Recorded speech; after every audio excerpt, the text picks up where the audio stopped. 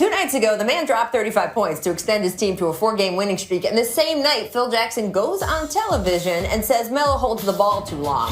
Come on, so then Phil. last night, he responds with an 8-point performance on only 9 shot attempts. That's not like him. And he was visibly frustrated afterward when he was asked about what Phil said. I mean, Chauncey, what do you think? Does Melo have to get out from under Phil? Is it time for these guys to separate? What's going on? First of all, you can't tell me that Michael Jordan and Kobe Bryant didn't hold the ball 4 or 5 seconds in the shot clock.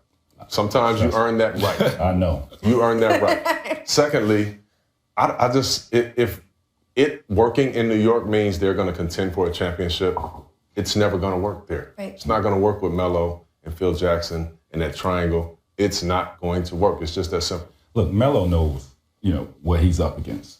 He had the opportunity to sign with who? Chicago, right? So, I mean, you got to take this all in. This what comes with, being under Phil Jackson. So this what happens. And in order for that to work, Phil has to come down and coach that team. Well, that's not going to happen at this. That's the only way. That's the only way. They don't have the personnel. I don't care if he comes down. Phil coaches that team and they're running the triangle. That thing is dated, bro. You got to score. You got to shoot the 3. You got to score a lot of points in today's game.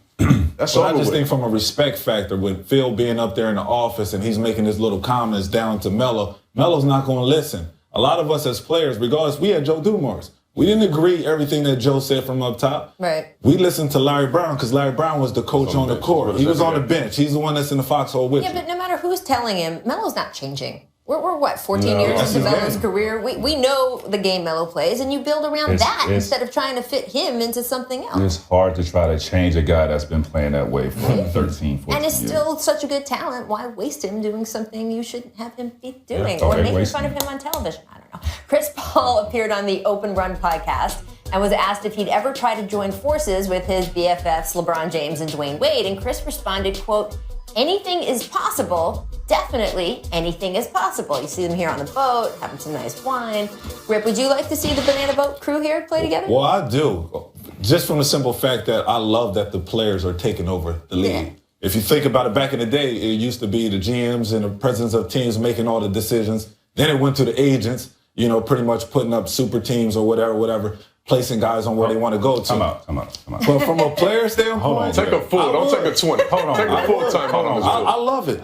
Take a full. Don't take a 20, man. Get them, man. You will love to see these 4 guys team up. I would love. I mean, you went to Orlando and play with Grant Hill. Matt, get him. I wasn't an all-star. That was the same thing. I wasn't an all-star. You won All-Star then? No. You was on the verge of All-Star. No, I wasn't. You were still top 5 player in the league. You talking about Hall of Famers right here, bro. Well, Mac, you were still top 5 player in the league, though, Mac. Not the time I went to join. No, dude, I was only on my 3rd year. I don't. Come on, It's the man. reason why they gave you Max money, Mac. How come, I Charlie? don't want to see these guys. Listen, I don't want to see these guys play together. For one, their games don't match. Right. CP needs the ball for 20 seconds in the shot clock. USA basketball. So does LeBron. They did it for USA basketball. Yeah, it's easy to sacrifice during USA basketball. Destroying the league with this. The lead is already destroyed, but everybody doing what they're doing. Pretty much. Come on, man. Let's be honest. If and when these guys all got together, it is not right now. We are talking about a couple years down the road, a time when everyone's sort of at the end of their career. I don't even think that they would think if they got together, they would be championship contenders. They would go out, have fun, get to play with their best friends, and make a little noise. Though, right now. I mean, the man is eventually right? I don't see him slowing down. I understand. He's really like Benjamin But he will turn 36. He will turn 37. I mean, there is a time these guys I don't know if he will. I think he already 36. If that team got together, I'm say this right now. The Warriors will beat that team right now. Right, that's my point. You can put all them together right now, the Warriors still beat them. So I think when they are talking about doing this, it is not necessarily as a super team that would break the league. It is to have some fun. I just don't want to see it. Fans would like it, except for you. Oh, that's a great ticket. It's a great awesome ticket. Great ticket. ticket. For that. We still have more to come on the jump, but first we do have to do our distant replay. This is all the way back on this date in 2000 with a young Baron Davis. Friend of the program. Got it on the ground, and it still made it. Davis the drama. Okay, boy. A lot of people forget about Baron. He was a problem. He was a problem. That boy was so cool. I'm happy you showed that because most kids, they don't know who Baron Davis is, man. Baron Davis was one of the best. Beast. Yes. And then when I was just starting at ESPN, Chauncey and Rip's Pistons team was the first NBA team I really covered on a regular basis for SportsCenter. Look how young we are. Wow. Look at that. We came a long way. Oh, look at that outfit right there. Oh. That was such a fun group. Chauncey, Rip, Tayshaun Prince, Ben Wallace, and, you know, of course, Sheed. Those guys, I mean, y'all were the opposite of a super team. There was not a single max player on the roster. A lot of these guys were in their third or fourth franchise because things hadn't worked out elsewhere. Chauncey, the guy who would end up as finals MVP.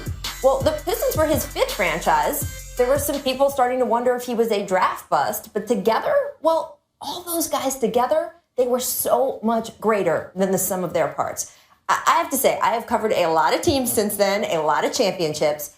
I've never seen a group quite like those guys. They pulled off one of the greatest upsets in NBA Finals history when they beat the Lakers. And that LA team, well, that was a super team. Kobe, Shaq, Gary Payton, Karl Malone. And yet, these guys dismantled them, both physically and mentally. And all of this, I gotta say, was very top of mind for me last night. Not only knowing Rip was going to join us today, but also watching Golden State deliver that beatdown against the Clippers. It's full circle here, right? I mean, here we are again with another super team of Hall of Famers and All-Stars. But the difference is this is now an era of super teams, right? So, Chauncey, I mean, do you think that your scrappy Pistons team, a team like that, could win a title in this league again? Or in this era of free agency and the way the contracts are, that's done? Well, I'll say this. And people ask all the time, you know, our great teams, could they beat the Warriors? Could they beat these great teams? To me, it depends on the rules. Yeah. Right. If it's the 2004 mid-2000 rules, we'll be just fine.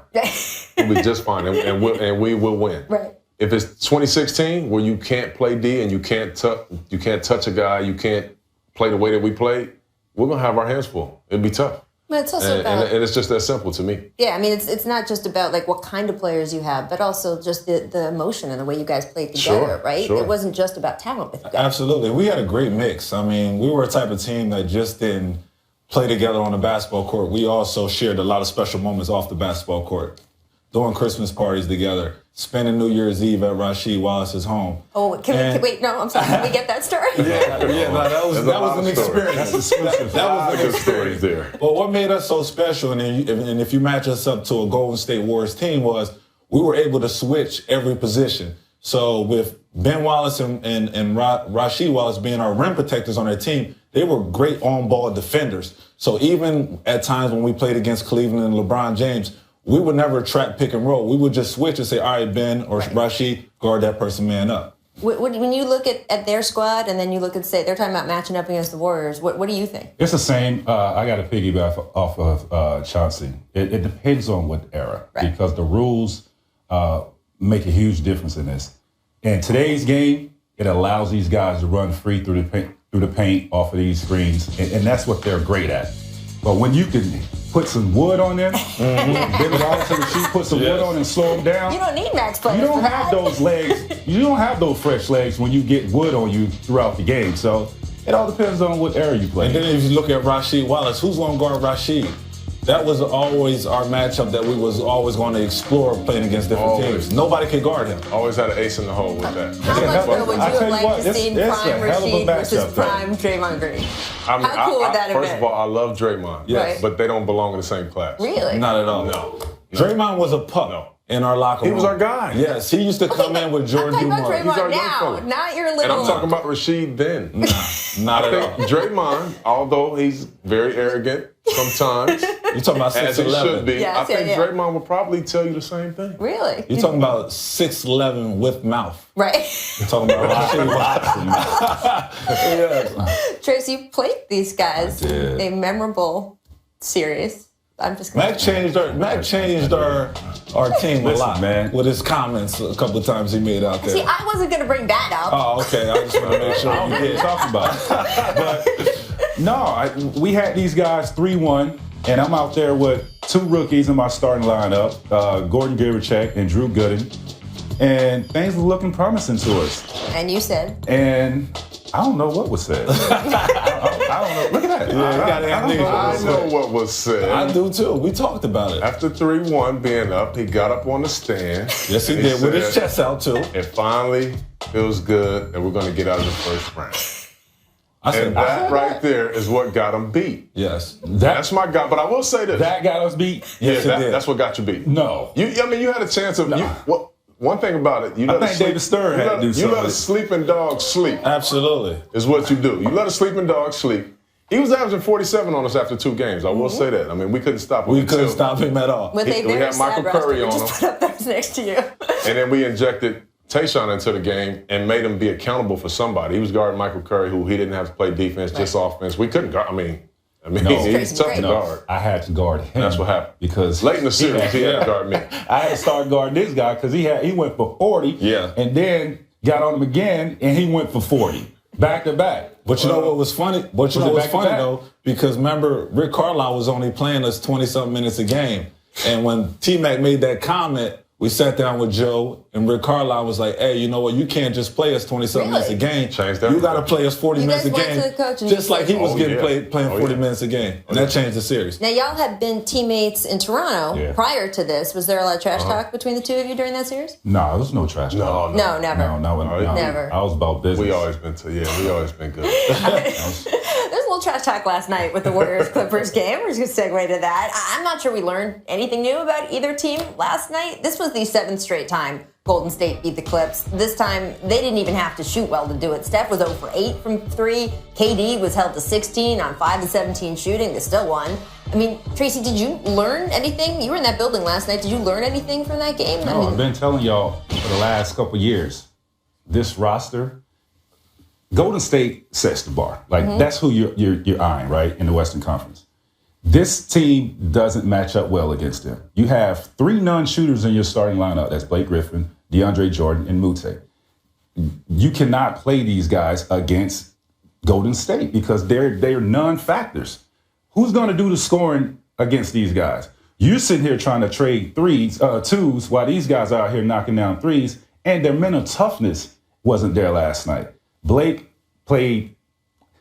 He didn't play smart basketball. I think he bailed when KD was on him defensively. You got to take advantage of that. You got to exploit that. That's what Golden State does so well. They exploit matchups throughout the game.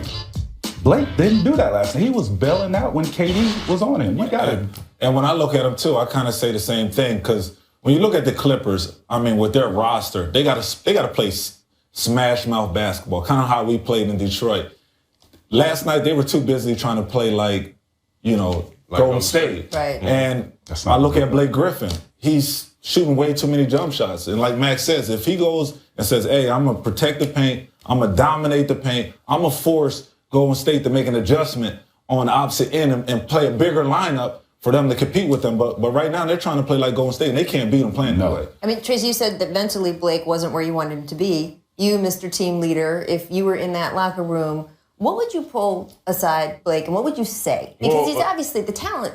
All the pieces are right there for him to play the way you guys want him to. Didn't you try when you played there? Well, it's funny because you can see why me and this guy is so tight. Everything he just said, I would demand that Blake Griffin, no, you catch it on the block and you go to work on the block. Right. You got KD guarding you who's long, but there's nothing he can do with you down there. Even with Draymond, face him up, make a play.